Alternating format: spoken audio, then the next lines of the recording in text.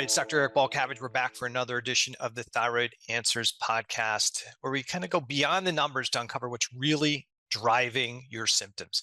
Today, I'm joined by Nagina Abdullah, an online weight loss coach who specializes in helping high-achieving women lose weight without extreme dieting or hours in the gym. But this isn't your typical weight loss conversation. We're going to dive deep into real reasons why women, especially those dealing with thyroid issues, may struggle to lose weight, even when they're doing all the right things. From the hidden effects of stress, hormone resistance, to metabolic power of spices, blood sugar balance, and emotional patterns around food, this episode should pull back the curtain on the missing pieces in the weight loss puzzle. So, Nagina, welcome to the Thyroid Answers Podcast. How are you today? I'm great, Eric. It's so great to be here with you. So we'll start by getting a little bit of your background. Give us a little bit, maybe a short background on how you got into the weight loss space. Yes, absolutely. Well, I actually personally struggled with sugar cravings my entire life and my weight. I was always frustrated about my body, even though I was doing so much more work than everyone around me. I was watching my calories. I was looking at how much, making sure I wasn't getting too many calories. I was exercising. I was trying every diet out there, from Weight Watchers to Nutrisystem to South Beach to Atkins, exercising a lot and eating less. And no matter what I did, I would be able to lose some weight, maybe like up to 10 pounds. And once I would hit that number, I would feel so happy that I would start doing all the things, started adding back all the things that helped me get to where I was. And I would put that weight back on plus more. And so I was on a yo-yo cycle for my entire life. And then once I had children, I realized I don't have time for this yo-yo anymore. I don't want to keep going up and down. And so I have a degree in molecular and cell biology from UC Berkeley. And then I also have a graduate degree from NYU. And so I started going into the research that I had access to through this education. And I started finding that there are foods that we can start adding instead of taking away and restricting. And there is a concept of focusing on metabolism versus restriction. And so it was really resonating with me, because the dieting just wasn't working and I didn't have time to do that as well as exercise anymore. And so I started focusing on increasing my metabolism by adding certain foods and combining them in a way that kept my blood sugar even. And so amazingly, I lost 40 pounds in 9 months. I got to the most fit part of my life. I've never been that fit. And it happened so easily just because I started understanding the properties of food. Now it's been over 15 years and I've kept that weight off, and I'm going through menopause now. And there is a massive change that happens in our bodies with bloating. And I have figured out how to get that down again. So I still am at the same place that I was since I lost 40 pounds. And so that's really, I was working in a full-time job when I lost this weight, but everyone around me was asking me, how did I do this? What did you do? Please share this with me. And so I started my blog, masalabody.com, and started sharing my tips and strategies, and then started coaching women, and then transitioned from that job to my company, masalabody.com. And now I've coached over 1,600 women in midlife to be at their healthiest weight. Awesome. So we're going to kind of get into kind of the strategies and solution piece, but I want to address right up front, because I know my audience is thinking, yeah, another weight loss coach. Weight loss coaches are all over the internet, and people I'm sure have tried them and not had the success. And typically we hear calories in, calories out. But what do you think people misunderstand regarding the role of the health coach? And what do you think differentiates you from the multitude of other weight loss coaches that are out there? Yes. Well, I can tell you, I never found anyone that could help me, and I had to create this system all by myself through my own research. So I agree. There's a lot of really, really uneducated information out there that is really behind the times. And instead of focusing on restriction and calorie counting and calories in, calories out, our bodies are so much more complex. And though calories do play a part in losing weight, they are not the number one thing. There are so many more aspects to it in terms of increasing your metabolism, such as blood sugar balance, such as hormonal balance, and such as thyroid, and making sure that your thyroid is balanced and is working correctly, since that is our metabolism boosting gland. And so a lot of people are approaching weight loss from a very simplified perspective of only macronutrients and calories. And when you hit midlife, it becomes a lot more complicated than that. And that's especially why most people, when they hit their kind of mid 40s, if not earlier, all the things that were working before stop working. And that's because we require a different approach. Our gut health is changing, especially for women in our 40s. We're starting perimenopause for most women. That means our hormones are declining, and our hormones were protecting us from inflammation. And so all of a sudden we're experiencing massive bloating, usually belly bloating, and we might start blaming it on ourselves because we don't have the education that our body has actually shifted. And so now we have more inflammation. It's also very likely that most women, when they start perimenopause, increase their insulin resistance. And what that means is that when you're eating any food that's breaking down to sugar, so most carbs, sugars, then your body's not processing it as efficiently, and you're storing fat more quickly instead of burning fat. And this isn't anything different that the person is doing. It's that our bodies are changing. And so if you keep doing calories in and calories out and restricting yourself, it actually becomes worse, especially in midlife, meaning you will stay stuck at the same weight, even if you're eating hardly any calories. And you will also potentially gain weight because your body doesn't have the nutrients that it needs to excrete toxins and the other particles that are causing inflammation in your gut. So we really have to change the narrative around what to do in midlife and beyond to get to our healthiest bodies, because calorie counting, restricting, and not giving your body the nutrients that it needs, eating less, even intermittent fasting, are things that are actually working against us in so many situations. And so, what I bring to the table is an educated view, and also a massive experience with not only myself transforming my own body, but working with over 1,600 women and seeing the daily struggles that they go through, the daily issues, and understanding how to navigate that. And it's not the same as it was when we were 20 and 30. Okay, so if this is something that's happening to people, men, women, as they hit middle age, are you thinking this is the normal process of aging, or is there something else at play that's underlying the change in physiology in middle age? So even, I actually was thinking, I had lost 40 pounds before I went into the menopause stages. And I was hearing all these things about perimenopause and menopause, and I was thinking, I'm so healthy. I have my body. I figured out how to get my body to the place that I could only have dreamed of. And then guess what happened? I hit perimenopause, and all the things I started hearing started happening to me. I gained 20 pounds. I had massive bloating in my belly. I went up 2 sizes in my pants, and everything I was doing stopped working. And exercise absolutely did not work for me. Steps did not work for me. And so because of this scenario, I'm one example of someone that was really healthy, and this same thing happened. And so, my answer is, this is a function of aging. It's a natural function. It's things that are going to happen to us because as our hormones are declining, and even for men's hormone, other hormones are declining, and that's making a difference as well. But your hormones are declining, and our hormones are protective. And as a result, we have different effects that are happening. Now, the other thing is, so if you're not healthy, or if you think you're healthy, because a lot of women feel like they're healthy, but they're really under eating.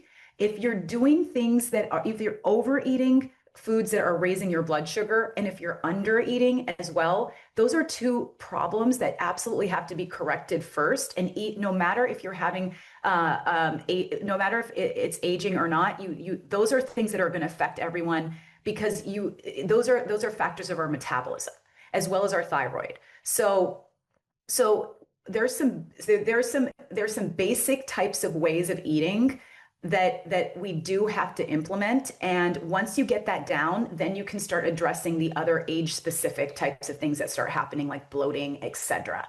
So it's kind of like you have to be healthy, you have to know how to eat, but aging is going to happen. And so you have to learn a new approach on how to increase your metabolism. So there likely is a natural decline in metabolism as we age, but I don't know if it's just, there is a drop in estrogen, as especially for women as they start to progress. That's a natural decline, and the estrogen really supports mitochondrial function. So if there's low levels of estrogen, you're going to have reduced mitochondrial function. So your efficiency at converting food energy into cell energy can go down, but it doesn't happen to everyone. But I think there's other issues that probably aggravate the situation, and that is the vast majority of people have low-grade inflammatory mechanisms going on, low-grade,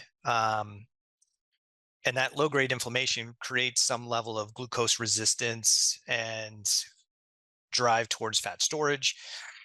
And as we start to compile that inflammatory process, it does change thyroid physiology at the cell level, which impacts your metabolism. And you're seeing that decline in estrogen. So between the decline in estrogen, the low-grade inflammation, I think it sets the stage for a lot of people to start gaining weight. But it's not just age dependent, because we have a large percentage of our population that's overweight or obese even before they hit there. I mean, you said, hey, I was 40 pounds overweight and trying to struggle. So one of the things we hear in healthcare is that you're unhealthy because you're overweight. And I would make a different argument, is that you're overweight because you were unhealthy first. Where do you fall on that? Yes. Well, so I mean, so I don't want to say there's only one way or another, but definitely being overweight is a symptom of not having a metabolism that is efficient. And there are a lot of aspects of our metabolism that we can control, and we can control much of it with food. We don't have to necessarily have medication. If you are someone that has hypothyroidism, then definitely you need that medication. But there's a lot of people that may not be at that place, and food is going to correct a lot of those problems. And so, a thing about aging that I want to touch on also is that as we're getting older, our muscle mass is decreasing. So in our 40s, our muscle mass starts to decrease significantly, and that muscle is turning into fat. And now we all know that muscle burns more calories than fat. So as our bodies are transforming into more fat, our metabolism is going to decrease, and we're going to start putting on weight because of that. We're also putting on weight because of the change in the decline in estrogen, which was protecting us from what's called inflammatory cytokines. And now those are being able to be released, which is why there's more bloating that we're experiencing, especially in our bellies, especially for women. And so the thing is, these things are changing. But in terms of being unhealthy, there are some people that have to struggle. They struggle more because they may have a more severe thyroid condition. They have an immune system that is not functioning as efficiently as somebody else, and that makes a difference in fat metabolism as well. So there's some things that they have to work through and they have to repair so that they can start to lose weight. So it could be that your body is not like you have to improve your gut health. Our gut health is very related to our weight. And so once you repair that, you will lose weight. But a lot of times you're going to see that people that are overweight, they're not eating in the right way. And if they make these changes simply by eating in the right way, their fat is going to drop and they are going to start increasing their metabolism completely naturally. Okay, we're going to get into more of that, but I guess that begs a different question, right? So who's to say what the right way is, right? And what's the right way for different individuals? Because there are people that eat what they think is a healthy diet, right? The Mediterranean style diet, they don't lose weight. They eat a vegan diet, which somebody tells them is healthy, and they don't lose weight. They eat a carnivore diet and maybe don't lose weight. They do a keto diet and maybe they don't lose weight. So we'll get into the context of what you're thinking is the right way to eat in a bit, but let's hit a couple other questions. And it kind of ties to this, is that even though many people have tried lots of different things and they're still struggling with weight issues, it's not always the food, right? There's other factors that contribute to weight gain. And you talked about gut health and gut dysbiosis. What are some of the other factors? Do you think it's just food? I don't think you do. And do you think there's other factors that a lot of people have going on? And you talked about, well, they have a thyroid condition or they have an immune condition. And I would say I would agree with those things. But then we have to ask the next question, what's causing the thyroid condition? What's causing the immune activation? So what do you see as the biggest drivers? And maybe if you think it's only food, just say, I think it's only the food that people eat.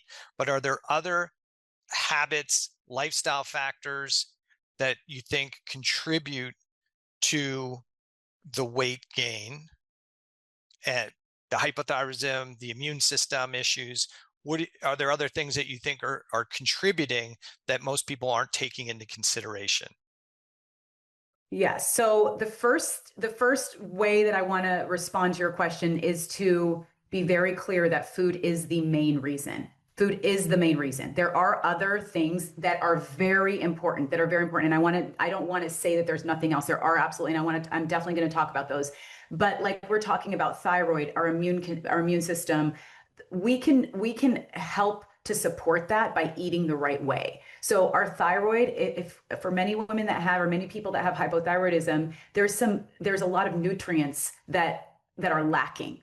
And once you supplement yourself with those nutrients and including eating more carbohydrates that are healthy, which our thyroid needs, then we're going to start to increase that function, but it's not going to necessarily get to complete health without medication. So there is some support that we need, but you can help yourself and support yourself. Now, there's a lot of issues that happen in our gut, but it's because we're not giving ourselves enough nutrients, which comes from food. A lot of times people feel like they can only take supplements or they have to only take medication. That can help you, that can support you, but you have to get to the root cause and really have a strong foundation, which comes from food.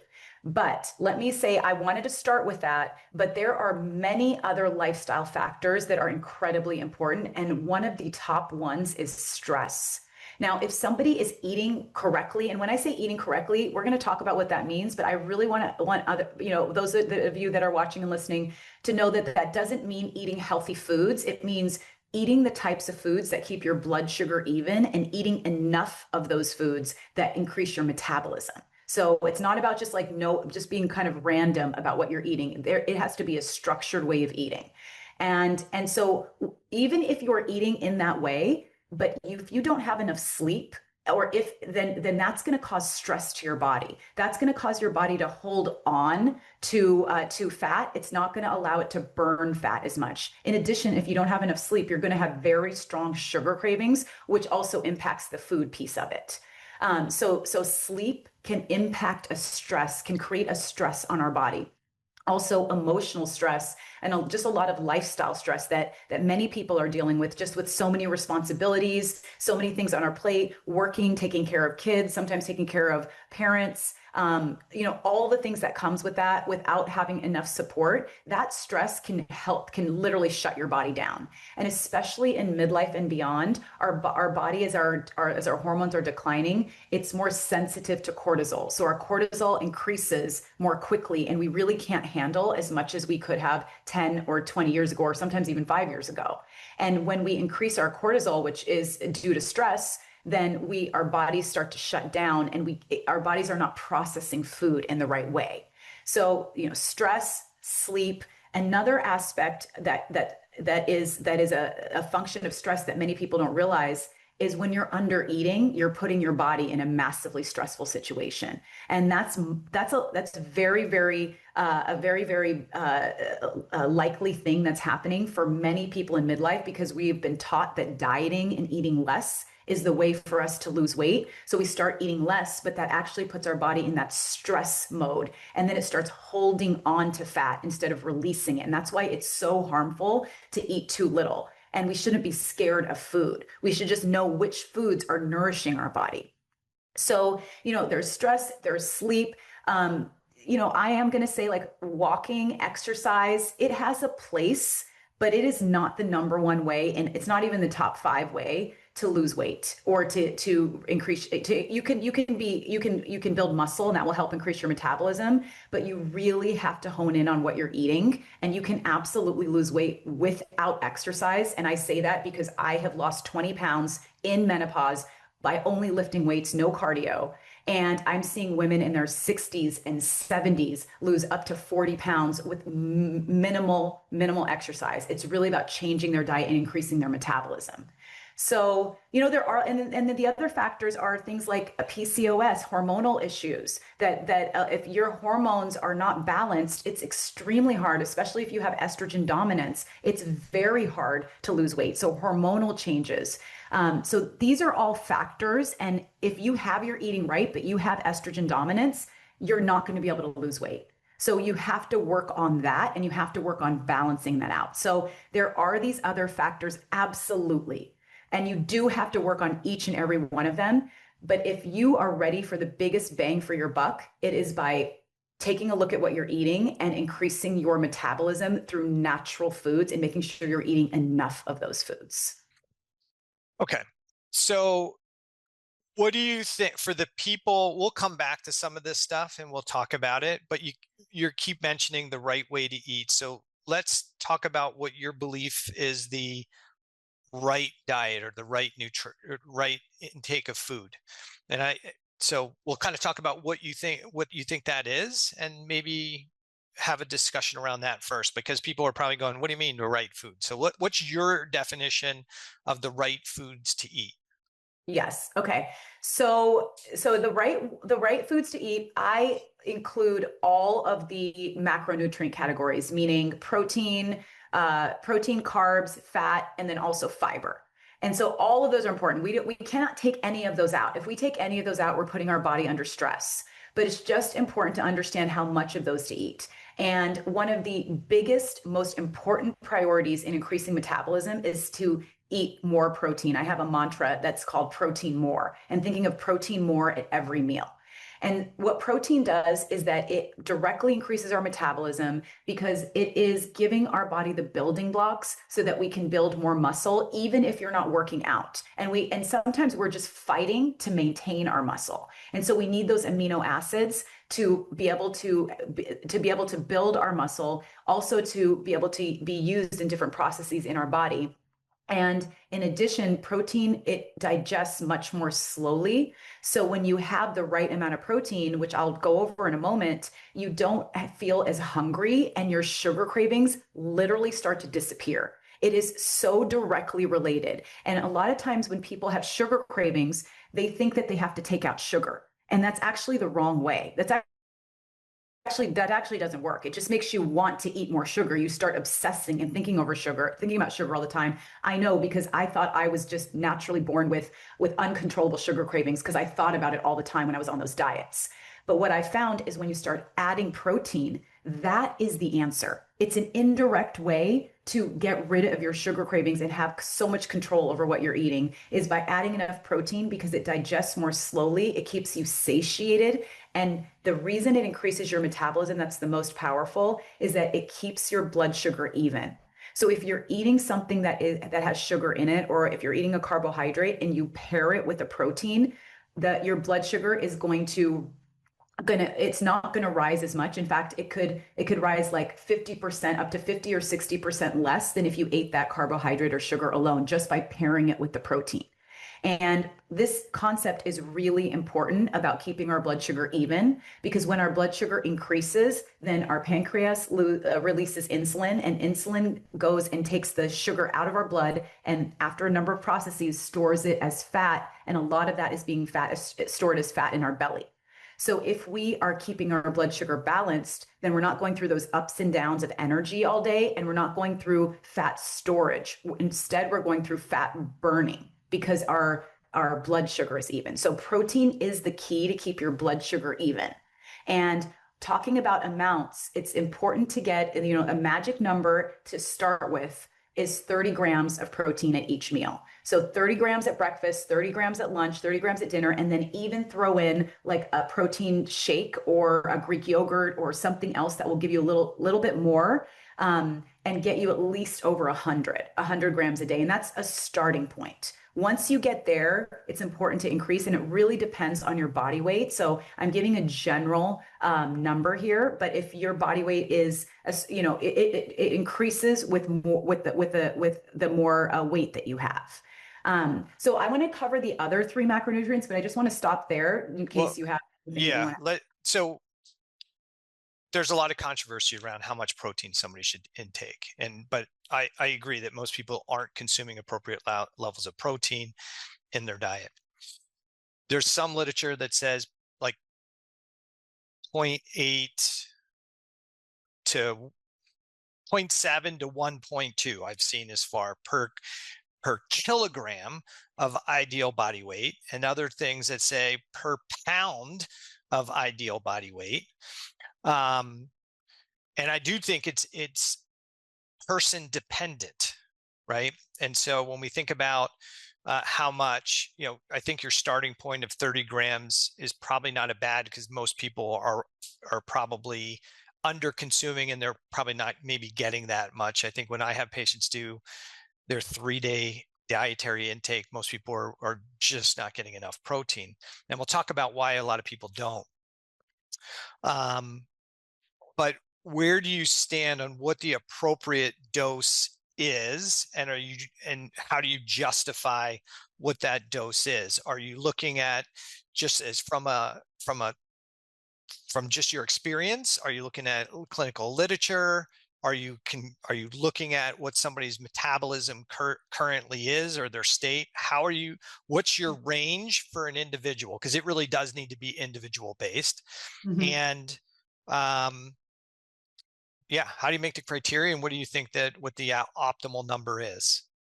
Yeah, so it's definitely very individual based. And so, when I teach someone how much protein they should eat, I'm looking at a lot of factors about themselves specifically. So the numbers I'm sharing right now are a starting point, and they do apply to pretty much everybody as a starting point. But the amount that I'm recommending is based on clinical literature, based on research from my background, and it is also based on studying over 1,600 women myself and seeing what is working and what is not working. And so there's a combination of experience, testing, hands-on experience, as well as research. So I really started with the research, and then I saw what worked for me. That's how I got started. I saw, okay, does this work for me? And it was working. And then as I started losing more weight, I started seeing that I needed different amounts, and then I needed a different amount to maintain. And so it depends on where you are in the phase of losing weight as well. And so then I started testing it with my clients, because I already knew what worked for me. I already knew what was recommended from multiple scientific literature. And so I started testing, and I actually have a very specific formula, which is based on someone's weight and what their goal is. It's also somewhat dependent on their height. But somebody that weighs, say, 130 is going to need less protein than someone that's 190. But the thing is, it doesn't go up in a linear way.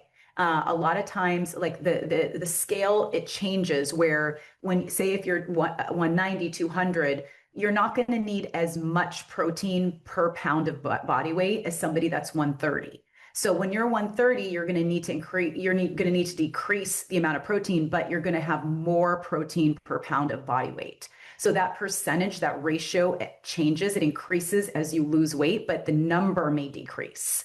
And so we know the ranges for every person, like for 150 to 155 to 100, every single range, we know what has worked, and then we start there and we see how someone's body is responding. And it's not, everyone's body is different, because people are dealing with thyroid issues, with gut issues, with immune system problems, and so they may or may not respond. And if they don't respond, then we realize there's something deeper going on, that we need to look at their gut health, that we might need to look at their A1Cs, that we definitely need to get their thyroid tests, because then we may need to delve more deeply into the functional health aspect, which is what are the qualities of the foods that you need, and what exact foods do you need, other than just saying you need 30 grams of protein at each meal. We actually need to look at the benefits of the food, which food is medicine. So we start adding certain types of foods to help correct those issues. Okay.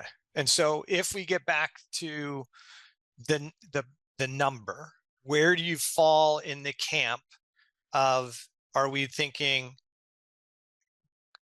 we're thinking gram per kilogram, gram per pound? Like those are, because these are drastically different numbers, and there's people that argue on both sides, and somebody's listening to this, but how do I know just 30, or I need to increase it? But what should they be thinking about for a ballpark? Do you think it should be closer to let's just use the number like a gram per kilogram of ideal body weight, or a gram per pound of ideal body weight? Like what's that, which number are you looking at?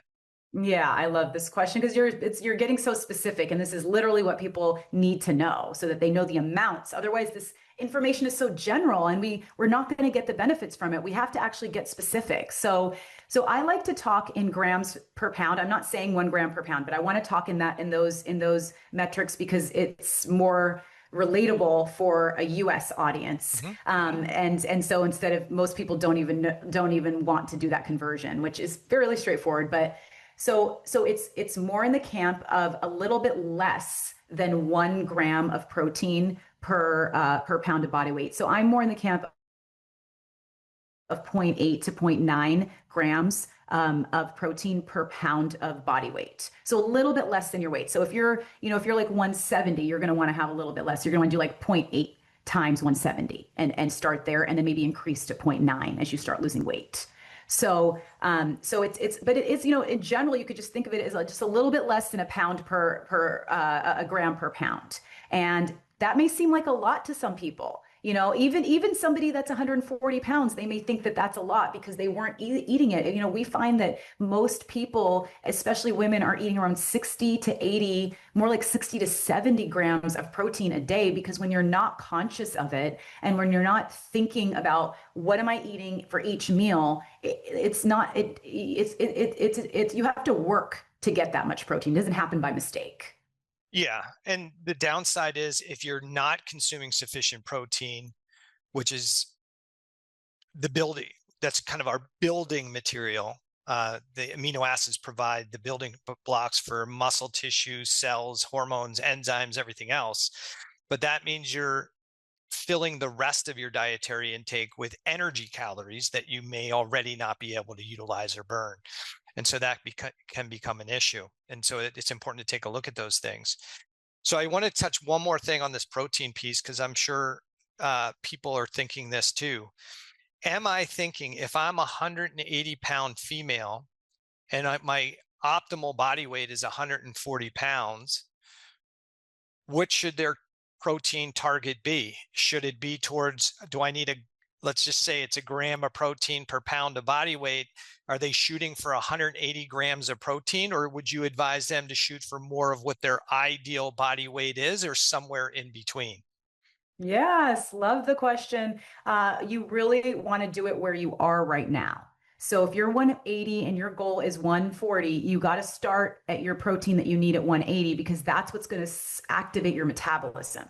If you do it at the 140 weight, you're not there yet. You need to get more protein to activate your metabolism, so that your body has what it needs and gets out of survival mode and gets out of being stuck. And then it can start actually burning fat, because you're giving it what it needs to actually to be able to process everything.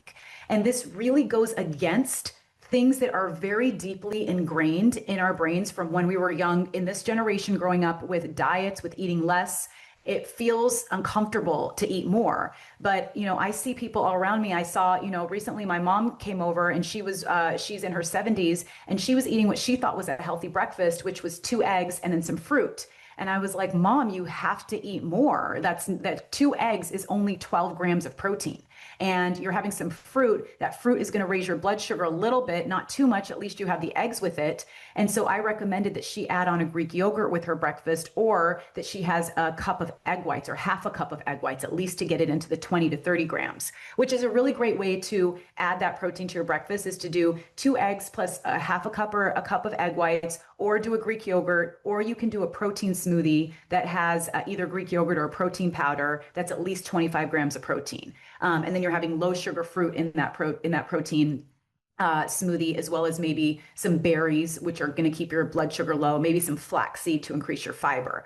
And so what happened is that she started actually listening to me, thankfully. And she told me when she went home, she started doing that. And within a week, she'd lost 3 pounds. And then she went on to lose 5 pounds the next week, simply by adding that additional 20 grams of protein to her breakfast. And I see this happen all day, every day with my clients. They start adding in more protein, starting with their breakfast, and their weight starts dropping.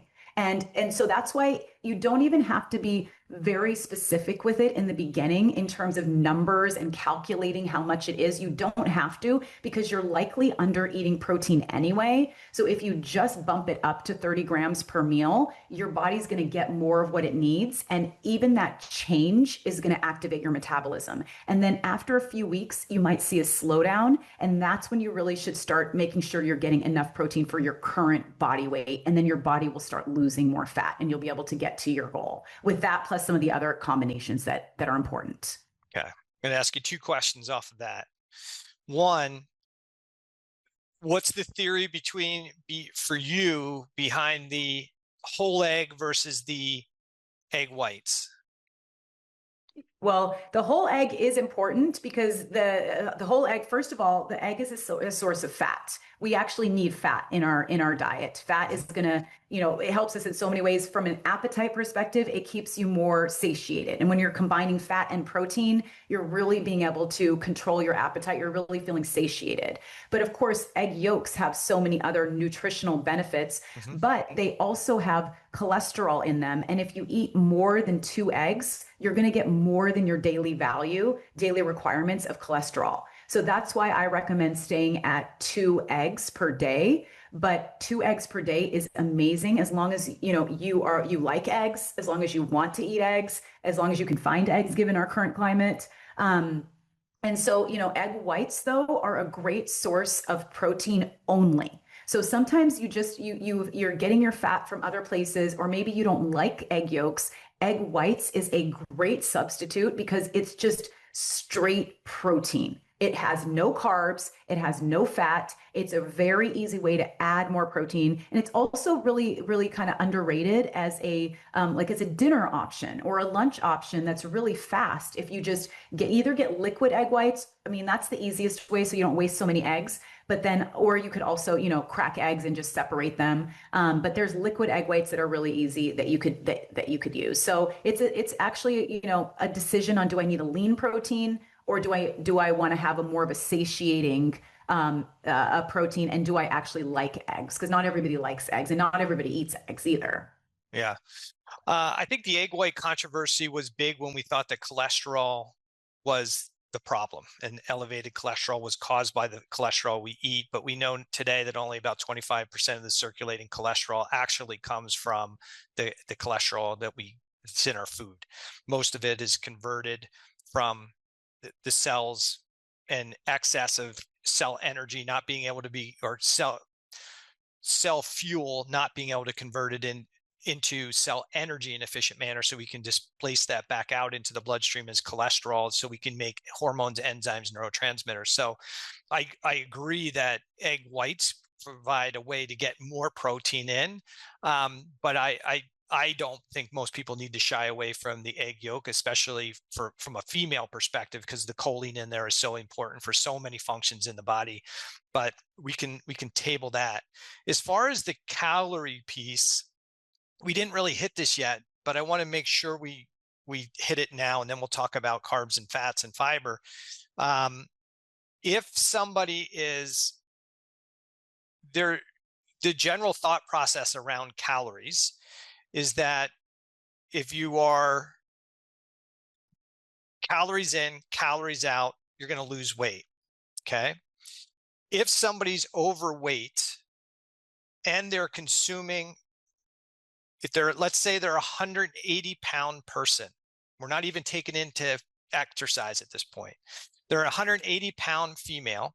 Their ideal body weight's 140 pounds. We'll use the same numbers.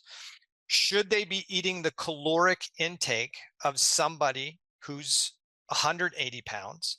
Or should they have the caloric intake overall of somebody who's 140 pounds? Or should the number be somewhere in between? Well, they need to eat the amount of, first of all, I want to start by clearly saying that it's actually, what actually is the most important thing is the macronutrient percentage. So they should be eating the right mix of protein versus fat versus carbs, and they should be eating the right types of food. So the functional aspect of foods is extremely important. And this is where all of this supersedes calories. Like, you have to get this right first, and then you can address calories. Because if you're eating the right amount of calories, but you're eating processed foods, or you're eating foods that are not high in protein, or you're eating carbs that are elevating your blood sugar, it's not going to work. You have to have all the balance. You have to have the right types of foods in the right percentages. And so from there, in terms of calories, calories do play a part then, but I've seen them as a secondary priority. First, it's important to get the right kinds of foods, get the right general quantities and combinations of foods, so you're keeping your blood sugar even. That is step one. Someone is going to lose a tremendous amount of weight just by doing those things without even thinking about calories, without even knowing how many calories they're eating. And I've seen this happen thousands of times, because that's how we work with people, is we get out of the calorie conversation and we get into the foods that you're eating. But then after that, you will see a slowdown in your weight until because you may be eating more, or you may be eating less than your body needs to burn fat. So you really do have to have it in the right range so that your body's actively burning fat. And you absolutely want to eat the right amount of calories for the current weight that you're at. You can't undereat and eat for your future self yet. You're going to work there. As you keep losing about every 6 to 8 pounds, you could lower your calories and eat a little bit less by a certain amount, and it depends where you're starting. So yeah, you really want to focus on eating for where you're at, because you got to activate your metabolism. You got to give your body what it needs. You have to give it enough, and also you have to give it the right nutrients through the qualities of food that you're eating. So if you're 180 eating for a 140-pound person, then it's going to be hard for you to get there. And also you're drastically under eating at that point. You'll get there. Like, we'll work there. We'll get there. So one more thing I just want to add to that is, if you go too quickly and eat too little, like, you don't have to do that, because your body responds to changes. It's not absolute. So your body's going to respond to you either lowering your unhealthy food intake and or increasing your metabolism boosting food intake. And once it responds to those changes, then you can optimize it. But you don't want to go too low too quickly, because then your metabolism's going to get slower before you reach your goal weight. You want to keep your metabolism high as you're losing weight. And if you're eating too little food, your metabolism will slow down. Yeah, the argument would be, especially with the thyroid crowd, would be that their metabolism's slow already. And so eating 100 calories for an 180-pound person, when they already have sluggish and slow metabolism, they're inefficient at burning fat as a fuel. Can they really process the calories of a 180-pound person, because they're not in a healthy metabolic state at that point? So eating calories for a 180-pound person, it sounds good, but for a lot of people, may go, look, I'm there, and I'm not doing that, and it's still not causing me to lose weight. I'm in the right protein ratios. I look at patients food logs every day, especially the people that are really engaged in their health and they're really on track. They're eating a whole food based diet. They're eating appropriate levels of protein, uh, carbs, fats. And for some of those people, they're in the right calorie range. They have appropriate macros. They're still not losing weight. There's other immune inflammatory mechanisms going on. But I do think this is where we have to have some consideration for somebody and say, look, where are you? And I think we both agree with that. Where are you with what you're consuming? And where you're at, you may not have the metabolism to do it. You may be way under calorizing, and that's contributing to the excessive stress on your physiology. But if you're eating the calories of a 180-pound person who's got inflammation and slow metabolism, you still may not be able to lose weight effectively. I see that on a regular basis too. So I think it's got to be somewhere in between. And there's a lot of factors in here, like what's your activity level? What are the other factors that are contributing? What's your metabolism? What's your conversion of T4 to T3? So there's so much in here. But big picture thinking, I agree with you. Most people need to have a higher level of protein. And so we'll circle back to this calories point, because it is hard. And people are trying to figure out where they need to be. And it's nice to say we got to get the macros right, but the number of calories we're trying to get in helps us determine to some degree what the macro percentages are. So if we're saying that we've got to increase the protein and we need to have the macros in the right range, if it's based on their pounds of body weight, then how are you determining what the carb percentages or the fat percentages, which are both energy calories that they're not efficient at burning in the first place? Yeah. So can I address kind of what you were saying also about Sure. that metabolism isn't high, a lot of times based on thyroid, which it absolutely is true that your metabolism isn't as high, especially if you have thyroid issues. I mean, I personally have hypothyroidism and Hashimoto's, and so I have directly had to go, understand how it was slowing my metabolism. So, but the thing is, when you eat, so what I've seen is that when you eat these foods in the right proportions, and you're really activating you start activating your metabolism with more protein, and by keeping your blood sugar even, by eating the right kinds of carbs, eating the right balance of fats, and also increasing your fiber. That's also really important in terms of how to keep your blood sugar even. So you actually get your metabolism going with food. And then if your body's not responding, we have to actually take ourselves out of the conversation of macros and calories, and we have to get into a functional discussion about there's something lacking in that person's body. And this happened to me. I was lacking so many things, and my body just wasn't burning fat, and I didn't know it. I felt fine. But then once I started getting the right blood tests as well, like very, very specific blood tests, I started seeing where I was lacking, and I started adding certain foods that had qualities to it. Like I never really ate potatoes or sweet potatoes that much. And then I started seeing all the benefits from adding potatoes, that they had so many nutrients that my gut and my thyroid were responding to. And so I actually have seen that if somebody's not burning fat, you could try to cut their calories. That could be a way. But I've also seen that doesn't work in so many situations. And it's very surprising, but you actually have to increase their calories and give them specific foods, because those foods have benefits to them that are going to get their metabolism going. And so it's a bigger conversation than macros and calories. It's the qualities of the food you're eating and the nutrients that you're lacking that you can get from food. And I have seen so many women's bloating decrease massively by eating more of these like foods that reduce swelling, foods that reduce inflammation, and they're eating more calories, but yet they needed more of that quality from the food. So just a different, because as I started going through menopause, I started realizing that there was a lot of nutrients that are lacking and changing, and my gut health was changing, and the calorie conversation was just not happening, just not working. I had to feed myself up and then feed my clients up, get my metabolism going, and then my body was repaired, and then I could start reducing calories again. So kind of it could be a different journey. Okay, so let me, maybe we'll get there in a different direction. So what should people be eating by your metrics? And then once we know what they should be eating, then you can help us understand what you think where they should fall with their macros. How's that? Yeah. Okay. Yeah, absolutely. So we talked about protein as a key area. Now, the second piece, this is the second most important part of, I have this framework called the Tested and Perfected Fat Burning Food Framework. And it's the foods that I'm talking about. And it's important that we combine them in the right ways. So the second one that's very important, you really want to have 40 to 50% of your plate be veggies, but I call it tasty veggies. So the reason that's important, first of all, we need vegetables, but we all know we need vegetables. This is something that we're hearing everywhere. We obviously know that, but it's important to make them tasty, because the reason many people aren't eating veggies are because they don't like the taste.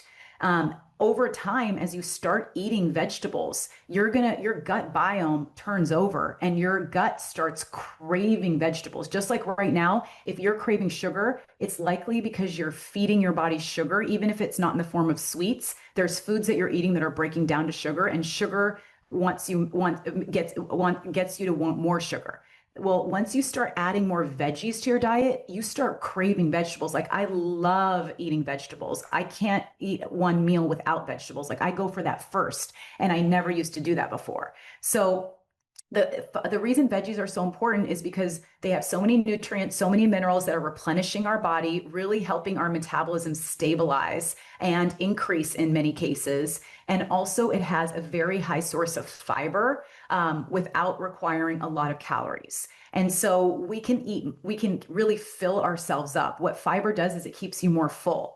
So when you have about 40 to 50% of your plate with protein, and then 40 to 50% of your plate with vegetables, you're getting protein and fiber, and that is really digesting very slowly and keeping you full for many, many more hours than if you were eating other kinds of foods that were lower in protein, lower in fiber, and especially higher in only carbs.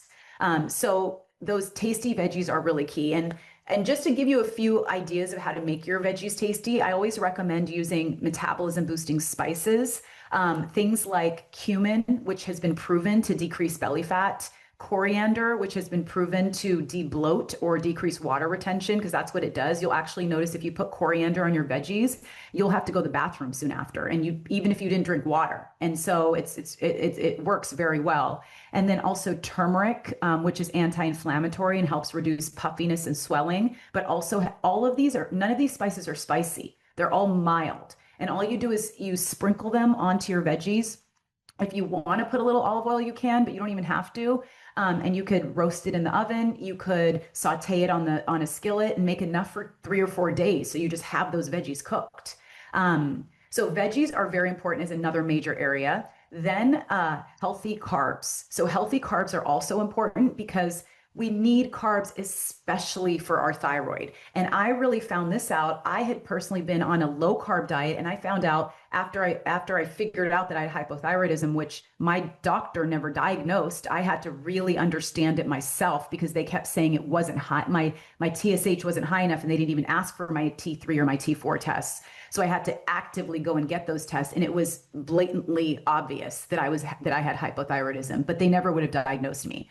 And so I started reading about that and seeing one of the key things our thyroid needs is carbs, and it's feeding. There's so many important reasons to have carbs, and when you deprive your body of carbs, it's affecting our thyroid. And so the thing that's important about carbs, and that is scary about carbs, is that it elevates our blood sugar, so it can make you gain weight. And that's why I talk about healthy carbs. And what healthy carbs are fibrous complex carbs. So they also have a very high amount of fiber, and they're not going to elevate your blood sugar as much. In fact, sometimes they barely elevate at all. And especially when you're combining it with those veggies and that protein on your plate. So healthy carbs examples are things like beans, lentils. You could have Ezekiel bread. You could have another high fiber bread, or even sourdough or rye can work. Sweet potatoes, especially if they're cooked and then cooled, which creates a resistant starch. So it doesn't activate your blood sugar as quickly at all.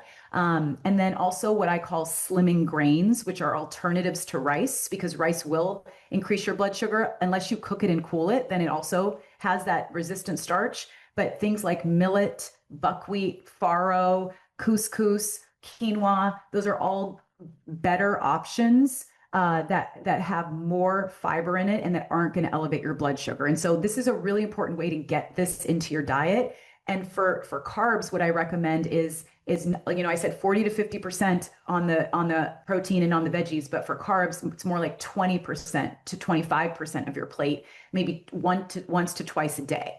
And so then you're still getting a good serving of it, but you're combining it. So it's not increasing your blood sugar, and the actual carbs themselves are healthy and they have a lot of fiber. So that's why I call them slimming carbs. They're actually going to help you burn fat by having those carbs.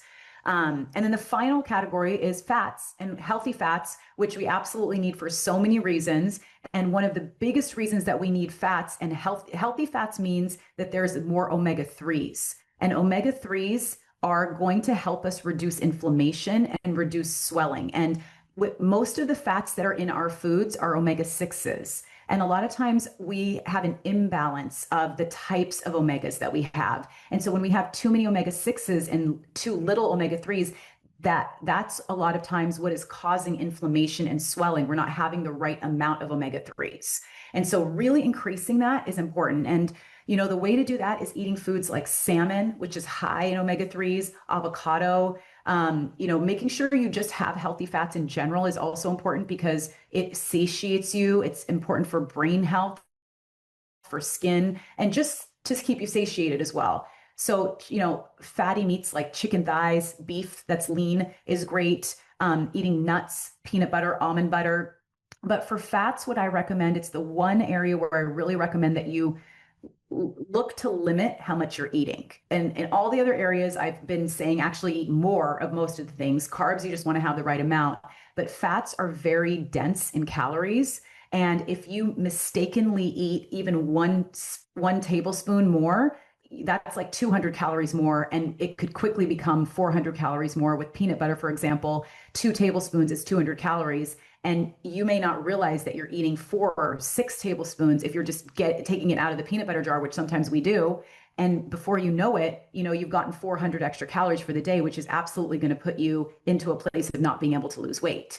And so, also avocados, having half an avocado is really good. So what I recommend is having 1 serving of fat, which is 14 grams of fat, 3 times a day. So fat 3 times a day. And the best way I have seen that this works is to have it at breakfast, because then you're satiated, and then to have it at dinner because it helps you sleep well and it helps your blood sugar stay even. And then you can have 1 snack, like a small apple and peanut butter, or something like that. So you put all those, macronutrients together. Your meals are mainly protein, veggies, and then either a healthy carb or a healthy fat. And then you add in a snack of a healthy fat. And it's great if you can get in 1 extra protein a day. And that is the formula for fat loss. And the second layer on that is to look at the amounts and make it coincide with where you're at to get your metabolism higher. And the third element is looking at the benefits of the food that you're eating if you need to get even deeper in terms of healing yourself. Okay. So I think we got to where we wanted to get to. You're saying you're not really breaking this down, I don't think, too much from a percentage thing, but you've just got some general guidelines, initially starting with 30 grams of protein 3 times per day, plus a little bit extra potentially, 14 grams of fat about 3 times a day. And you're talking about eating carbohydrates from plants and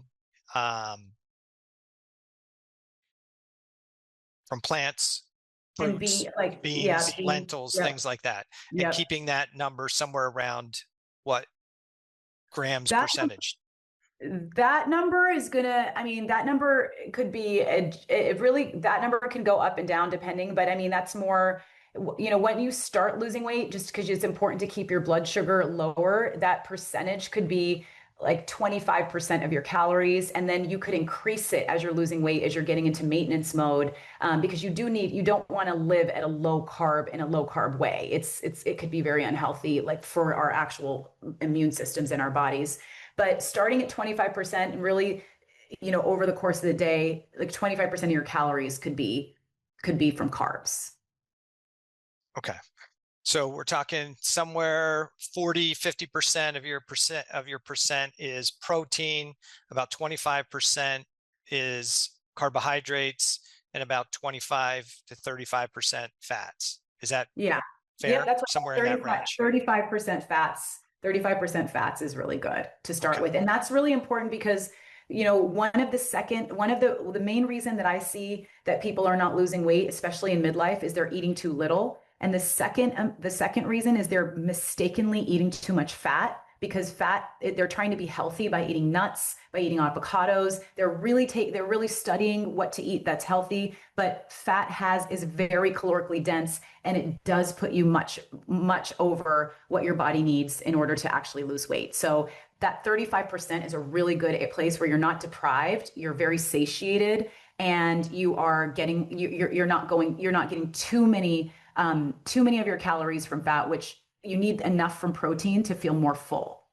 Okay. So the important part here for the person who's sitting and listening to this is that, hey, I need to have some kind of reference. If I'm overweight, I'm struggling with health issues, I've got immune inflammatory issues, I've got thyroid issues, I've got adrenal issues, I've got sex hormone issues, we need to give them some type of a guideline as to where they need to start. So we're based on your suggestions, they're eating, they could do a calculator for their height, their weight, their age, we didn't even get into activity level, but there's calculators for activity level. And you're initially saying, hey, initially eat for your current body weight in a 50% protein, 25% healthy carbohydrates. This is whole food based carbohydrates, and then healthy fats. Right? yeah, and I would say more like 40% protein. Yeah. 40% protein. Okay. Mm-hmm. So then if we're at 40% protein, then we're at 35 and 25 for carbs and proteins. Okay. So that gives everybody the framework as maybe a starting point. If you're already doing that, then there's immune inflammatory issues that you're probably going to need some additional assistance from.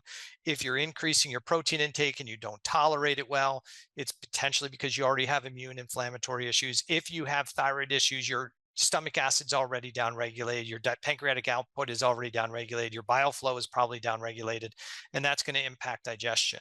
One of the best things to do for the average person who's got gut issues, and if you've got weight issues, you likely have gut-based issues going on, a good systemic or a good digestive enzyme is going to be a huge benefit, because you're just not making appropriate acids and enzymes. And that can really help you as you start to try and increase your protein intake, because you probably just don't have the digestive capacity. Some people, I want to touch base on two things you said. One of that is the fiber. Why is the fibers so important? And you talked about it from it helps with burning fat. The big driver when you start making the dietary changes is the change in your gut flora. And what you feed you feed your gut flora. So if you feed you a bunch of Burger King, you're going to probably be inflamed and have problems, and you're going to grow different bacteria in your gut, which is going to have different physiology than maybe a healthy gut biome. When you when you have a lot of fiber coming in, that you can tolerate, and it's not always good. Some people go, I tried to do the fiber, I don't tolerate it well, I get gassy, I get bloated. Okay, eat more fiber. That's not necessarily the answer. You've got bacteria that's taking that fiber and it's fermenting that fiber, and it's creating some challenge. So that there may be some work that needs there. But Nagina's, I generally agree with the kind of where she's at from a macro standpoint. But those the fiber that you eat provides bulk for the bowel, and she covered that.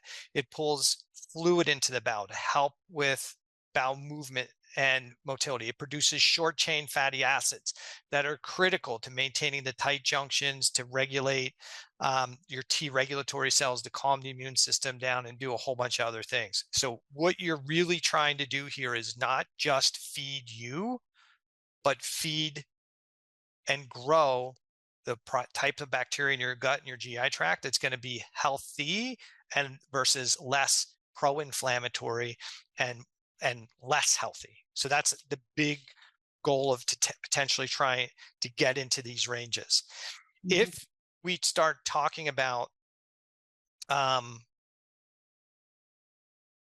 if somebody's doing this, they're eating this way, they're still struggling to lose weight, where do you go from there? What are the suggestions that you typically give them? Because there's a lot of women that are already eating that way and saying, I'm already doing it, it ain't working. Yep. Yeah. And I mean, thanks for doing that deep dive on fiber, because fiber is an incredibly important part of a healthy gut biome, and to be able to have sustainable weight loss that's healthy. It's also pushing food out of your intestines, so it's allowing you to excrete a lot of foods and also a lot of toxins in your body. And so like a high fiber diet, we think the 25 grams is something that we're supposed to, that is the metric. 25 grams is a starting point.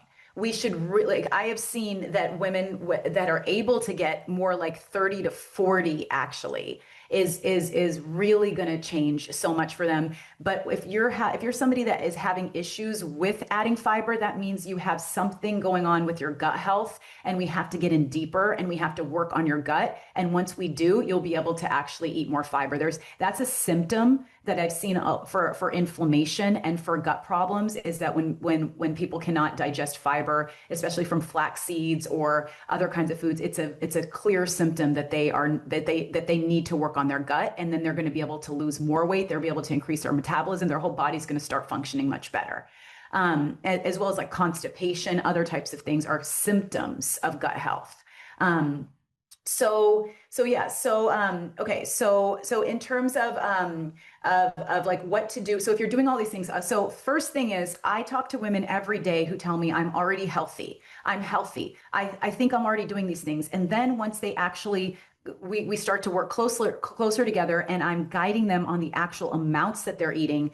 They were never eating those amounts. So most people who think that they're being healthy and they think that they're following it, they're not actually connecting the dots in the right way, that you might be eating these foods, but you're not eating enough of them, and you're not combining them in a way to keep your blood sugar even. You're not doing like protein and veggies plus a healthy carb or a healthy fat. You're not getting enough protein. You may be eating too much fat. This is a big thing that I see. So it's important to know and to be open to saying, okay, there could be a gap in the amounts and in the combinations that I'm eating, because there are extremely healthy, very educated women that I'm talking to on a regular basis. And once I actually start showing them what that means for breakfast, lunch, dinner, and snack, they start losing weight by increasing their metabolism.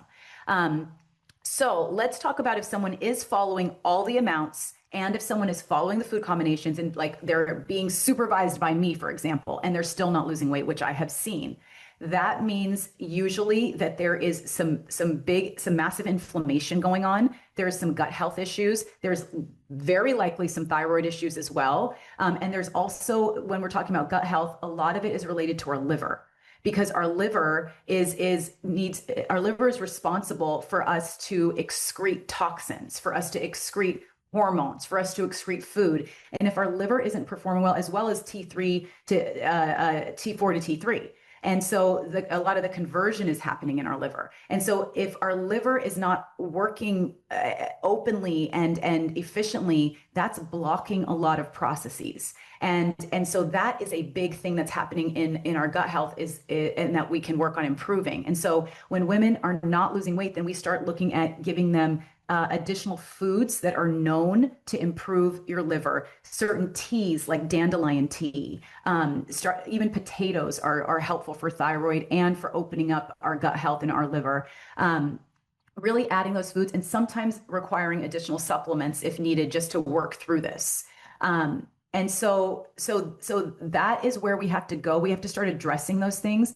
And a lot of times what we have to do, and this is the situation where I have seen the only thing that works is what I call feeding them up. So giving them more nutrients, like higher doses of food specific, like of foods that are specific in the nutrients that are important for our gut health, and nourishing their body, replenishing their body. And so sometimes somebody that should be eating, say, like 14 or 1500 calories, maybe eating 2200 calories, which sounds like so much to some people, but they're eating it in the form of the types of foods that are beneficial, like olive oils, which reduce swelling, potatoes, sweet potatoes, zucchini, eating clean proteins like white fish or like salmon or like turkey that's ground, so that our gut isn't actually having to process and be as it isn't working as hard. It's not under as much duress while we're repairing it.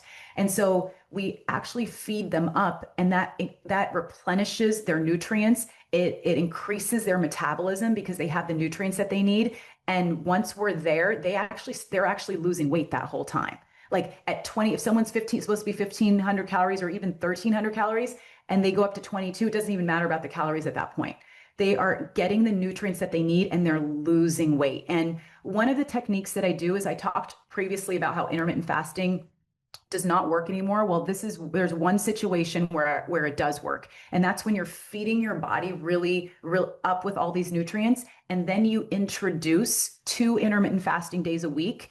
And this just wipes out so much inflammation, and it releases so much bloating through that process of autophagy, where your body is just cleansing. All the dead cells are being released because of diet variation. You're eating a lot for 5 days, and then 2 days you're eating less, and you're also fasting for 14 to 16 hours or so. And then through that process, so much inflammation is released. And so that's what I have a system called the Bloat Bust, where we feed people up that aren't responding to the typical fat burning food framework.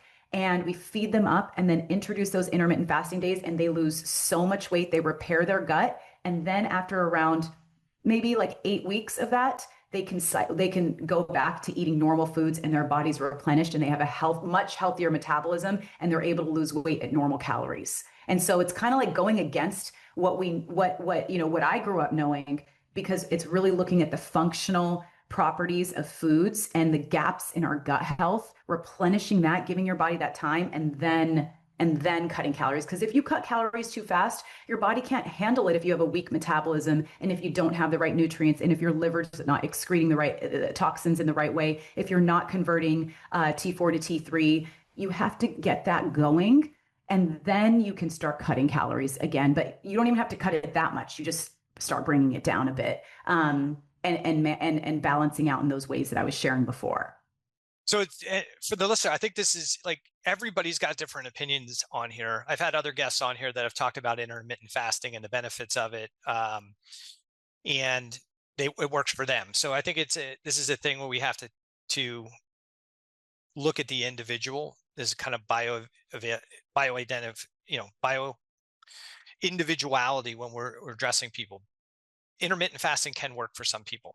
The challenge is it may not work for a lot of people. And I think one of the reasons many times it doesn't work is they're intermittent fasting many times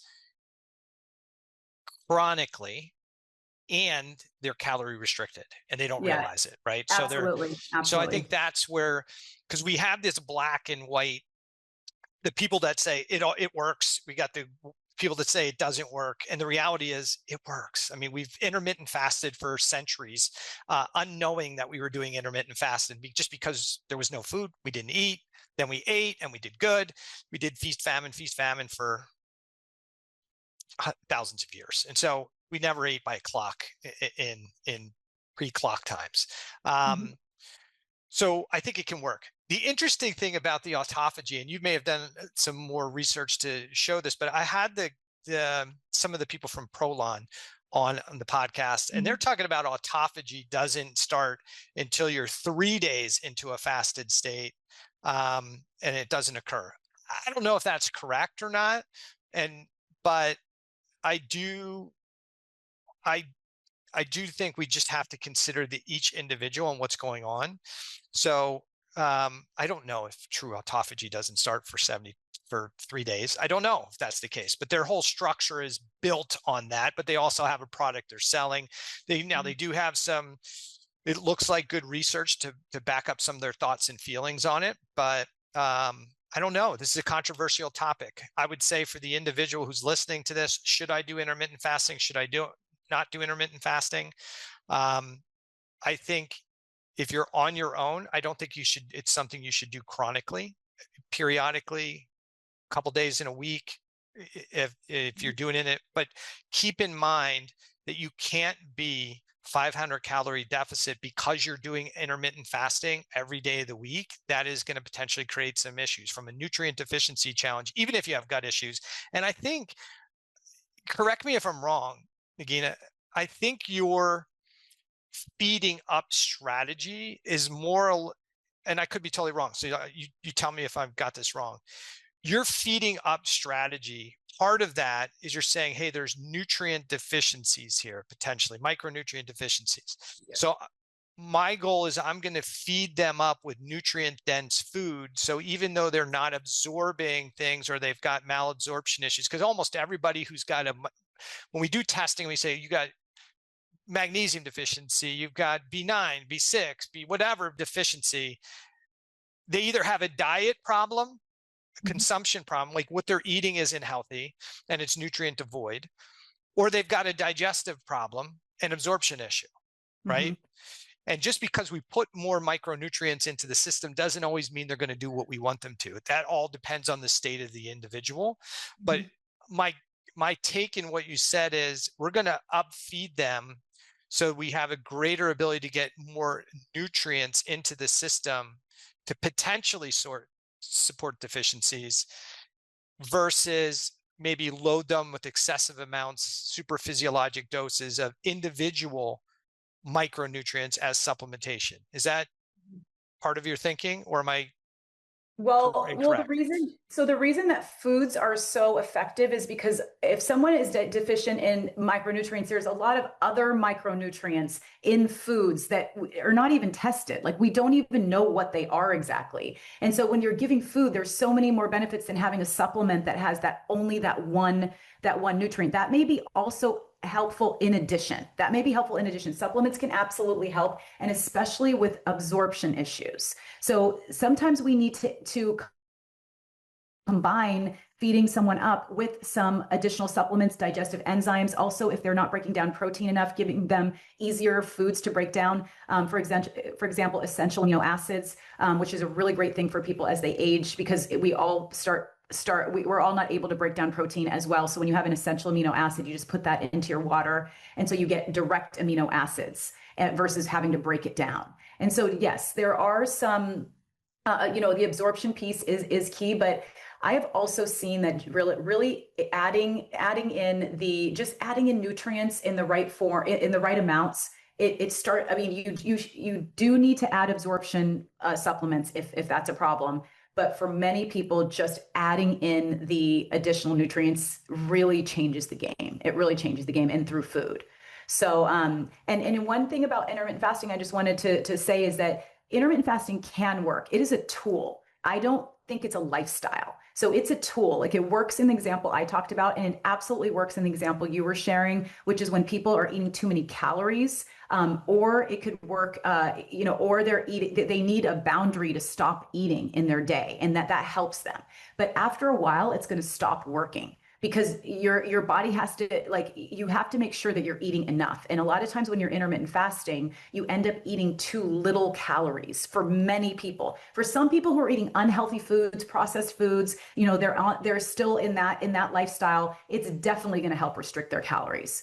But if you're a healthy person and you're eating mainly real natural foods, intermittent fasting can help for a little bit, because it's a diet variation. Anything that's different, our body's going to respond to for a little bit, and then it's going to plateau. So we have to just understand, it could be a tool. I look at it as a tool. I look at keto as a tool, but I don't look at it as a lifestyle. A lifestyle to me is eating protein, eating veggies, 40 to 50% of your plate, eating carbs and fats, eat one or the other during each of your meals. That's a lifestyle. But sometimes you need to introduce these tools to accelerate fat loss and to also heal your gut and heal your body. Yeah, I would agree with that part. I mean, I've had a lot of people on here touting their different dietary style. And we fight about it all the time. The vegans are fighting the vegetarians are fighting the carnivores are fighting the ketos. They're Yeah. all my personal belief that a more of a Mediterranean style diet is probably a great place to live, and the kind of what we talked about. But if you want to change somebody's gut biome rapidly and potentially change their immune inflammatory process, absolutely do a 180-degree change in their diet, and things are going to change. Yep. But they may not be able to be there. This is what happens. Somebody does they're eating a standard American diet, which is terribly unhealthy. And then they go to a vegetarian diet and they go, oh my gosh, I lost weight. I felt better. I'm going to be a vegetarian or vegan for the rest of my life. But they're not a great vegetarian or vegan. They're back to a standard American vegan diet or vegetarian diet, and it still becomes a pro-inflammatory. And some of the sickest people I see in my practice are people who have been long-term vegetarians or vegans. And when you look at what they're taking in, it's like, but you're not, you're a carbitarian, and you're a processed food carbitarian. And yes, it's got the ilk of of plant-based, I guess, to some degree, but that's not really food. That veggie burger may not actually be just vegetables. There's a whole bunch of other things in there that may not be super healthy for you. But these things can change, which is why you'll hear somebody tout about the ketogenic diet and say, hey, it made a lifestyle. It was a huge difference for me. Or somebody goes carnivore. I agree with you that these are all tools, and that's what we all have to keep in mind.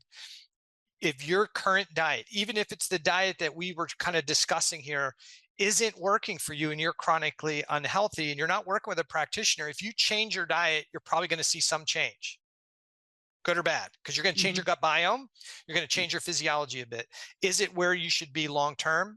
Probably not. I mean, there was a fad for a while where people were drinking celery juice, right? Everybody's doing the celery juice diet. I think it was celery juice. I forget what it was.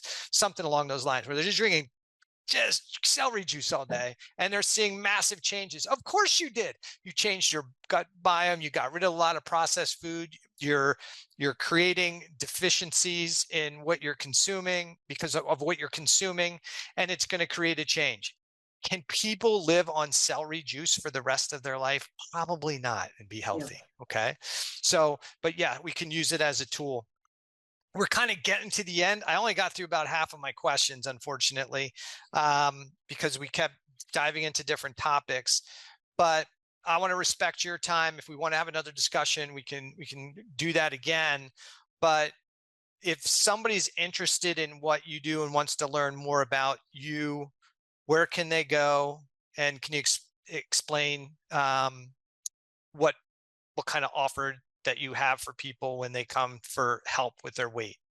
Yes, absolutely. Well, this has been so wonderful. We've talked through so many things. I can't believe you only got through half the questions, because I feel like we got into such great depth here, which is why your podcast is so amazing. It's like we really get into such depth. This is not just high level conversation, and you really created that. So thank you so much. Sure. So I have, I offer really informative and valuable free calls with me, which are called Connect calls, just so that I can get to know those of you that are watching or listening that might be wondering, okay, what is the next step for me? I'm trying to do everything. I'm already healthy. Things are just not working, but I feel like I'm following all the right things. I have these calls that are free, and they're for people that are already healthy, that you're just frustrated about what else to do because you're following all the rules. You're listening to all of these podcasts, but yet your body's not responding. Well, let me tell you, your body can respond. You just have to make a few switches, a few tweaks. So I'd like to offer a free Connect call with me. What you do is you just go to masalabody.com/apply. And there'll be a place for you to set up a time. And there's a quick survey afterwards that'll help give me more information so I can make sure the call is valuable to you. And I would absolutely love to do that. Second, I have a live event that is coming up called the 5-Day Metabolism Boost for Midlife Women.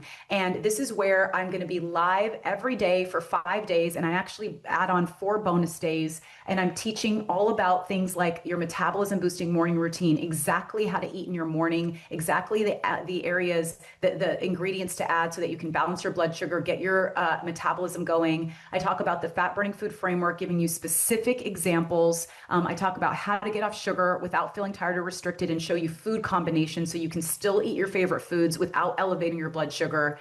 And I also give you a free workbook that is so comprehensive that really works through all the things that may be blocking you from your weight loss and exactly what to add. And so if that's something that you would love to attend, I would love to have you there. And that is at masalabody.com/boost. And then I'm also going to be sharing a free sweet spice cheat sheet in the notes, which is a cheat sheet that will tell you the one spice that is sweet to add that lowers your blood sugar and helps you get off of sugar. It helps really quench your sugar cravings, and includes a fat burning fire tea that helps to burn belly fat. And it's especially great at night before you go to bed.